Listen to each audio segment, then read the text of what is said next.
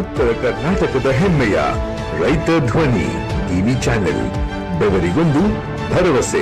ಸವಣೂರು ತಾಲೂಕಿನ ಅರಳಿಹಳ್ಳಿ ಗ್ರಾಮದಲ್ಲಿ ಅಮ್ಮ ಸಂಸ್ಥೆಯ ಸಂಸ್ಥಾಪನಾ ದಿನಾಚರಣೆಯನ್ನ ಅರ್ಥಪೂರ್ಣವಾಗಿ ಆಚರಿಸಲಾಯಿತು.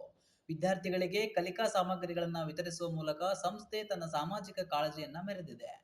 ಹತ್ತಿಮತ್ತೂರು ಹೋಬಳಿ ವ್ಯಾಪ್ತಿಯಲ್ಲಿ ಅಮ್ಮ ಸಂಸ್ಥೆ ನಿರಂತರವಾಗಿ ಶೈಕ್ಷಣಿಕ ಹಾಗೂ ಸಾಮಾಜಿಕ ಸೇವಾ ಕಾರ್ಯಗಳನ್ನ ಮಾಡುತ್ತಿದೆ ಎಂದು ವ್ಯವಸಾಯ ಸೇವಾ ಸಹಕಾರಿ ಸಂಘದ ನಿರ್ದೇಶಕ ಜಿಎಸ್ ನದಾಫ್ ಹೇಳಿದರು.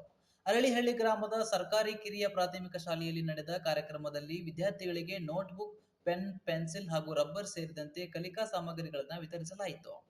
ಸಮಾಜ ಸೇವೆ ಮಾಡಲು ಹಣಕ್ಕಿಂತ ಮುಖ್ಯವಾಗಿ ಸೇವಾ ಮನೋಭಾವ ಬೇಕು. ಅಮ್ಮ ಸಂಸ್ಥೆಯ ಪದಾಧಿಕಾರಿಗಳು ನಿಸ್ವಾರ್ಥವಾಗಿ ಶಿಕ್ಷಣ ಹಾಗೂ ಸಾಮಾಜಿಕ ಸೇವೆಗೆ ಬದ್ಧರಾಗಿದ್ದಾರೆ ಎಂದು ನದಾಫ್ ತಿಳಿಸಿದರು.